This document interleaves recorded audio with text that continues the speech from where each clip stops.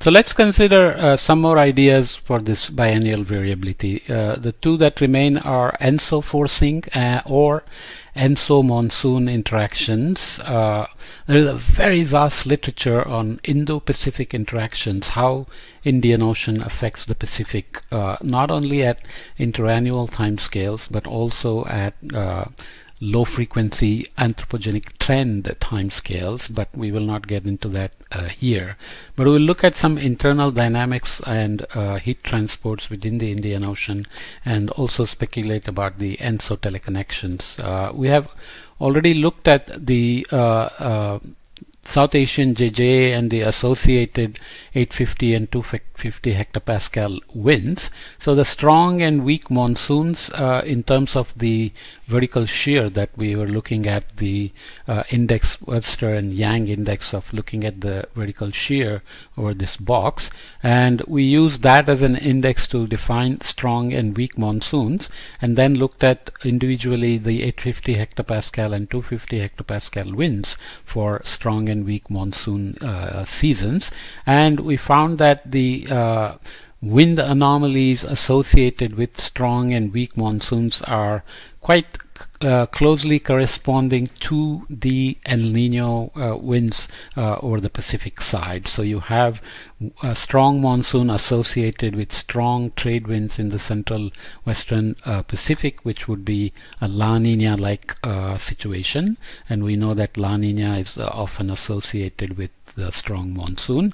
Similarly, you have upper level winds corresponding to that with strong easterlies and westerlies, as you know from the Walker cell perturbations. Similarly, weak monsoons at lower level have weak trade winds, which corresponds to El Nino and its impact on the monsoon, and the upper level winds have similarly opposite sign of the anomalies in the divergence in terms of 250 hectopascal winds. Okay, so does that mean that ENSO is somehow able to also generate the quasi-biennial timescale?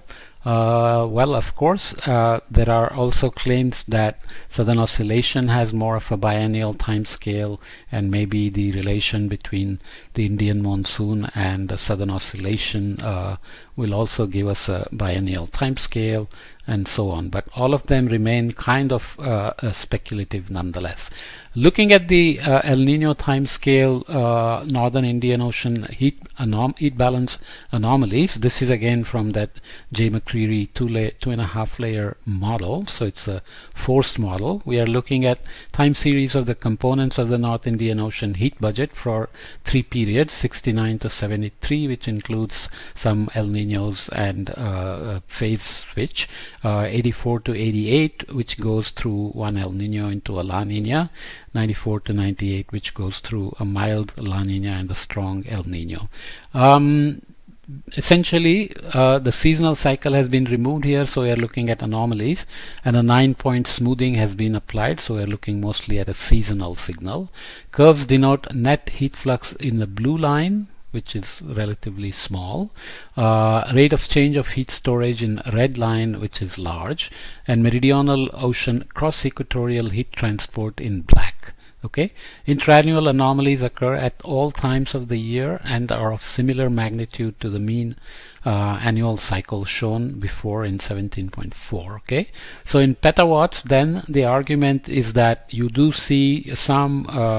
So if you look at the let's say, forget the blue line, it's quite small. So look at the heat storage and the cross-equatorial transport.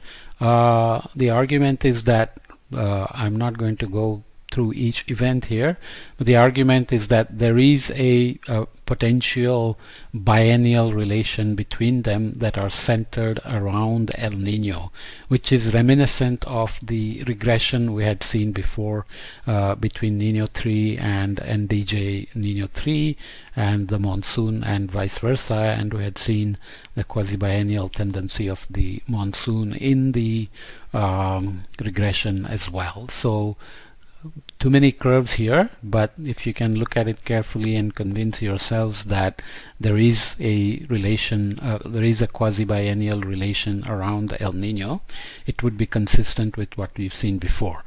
But I have to again put a caveat that this is a forced ocean model. So the wind information is given, so the time scale is already in the wind. Surface fluxes are prescribed in some form.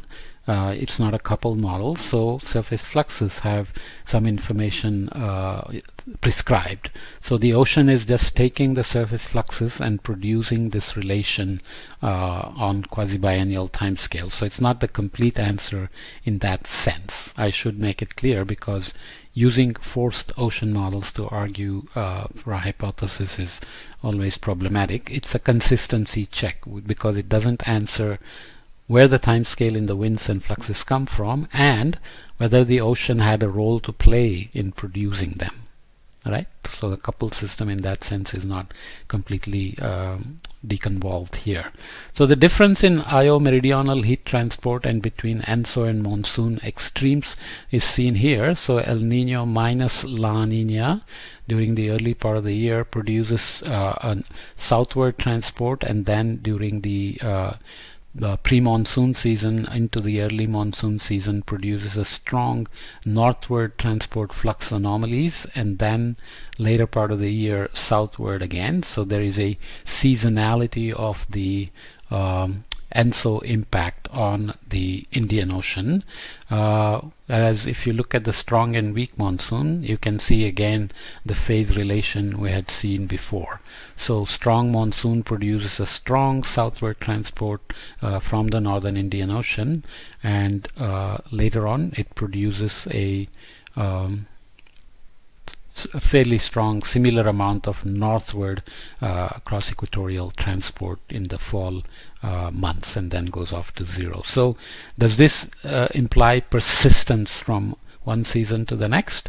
Potentially, yes, but again, this is a diagnostic rather than a prognostic. This is again the internal variability of the ocean, annual mean of heat balances in the northern Indian Ocean. You can see petawatts, and here is the zero line. So you have net heat flux, which is always positive, as we know, heat transport, which has a seasonality, as we know, and rate of change of heat storage that we looked at before in terms of temperature change and depth change. So the sum of 1 and 2 give us this variation around the zero line. Is there a quasi-biennial time scale there? Well, you convince yourselves. But the latitudinal structure of the meridional heat transport clearly shows that the maximum transports are by the trade winds towards the trade wind band in the 10 to 20 south latitude range, and that's where the Indonesian through flow is also adding its heat, which is estimated to be anywhere from 0.5 to 1 or 1.5 petawatts. Most of it is supposed to go westward and then south, as we showed before, but there are arguments in Miyama's paper, for example, which we looked at for the Ekman cross-equatorial Ekman transport, shows that some of the pathways of the Indonesian through flow also go into the northern Indian Ocean, and there is also studies by Vinu Valsala and others showing that this pathway of the Indonesian through flow into the Indian Ocean depends on the IOD and other things. So they can pull the water further northward, because IOD is cold SST in the east when it's a positive phase. That upwelling water has to come from somewhere, so maybe that's pulling the Indonesian through flow northward. So you can see here the northward and southward transports across the equator, and you can pretty much convince yourself that there is a quasi-biennial time square, remembering again that this result comes from Chirokova and Webster, which is a forced ocean model. So I cannot really say that's the full answer. Here is the power spectra of cross-equatorial heat transport for periods greater than 1. You clearly see some multiple time scales there, but the 2-year time scale is quite prominent, and there are also some other higher frequencies over here that we see. Okay, so the arguments of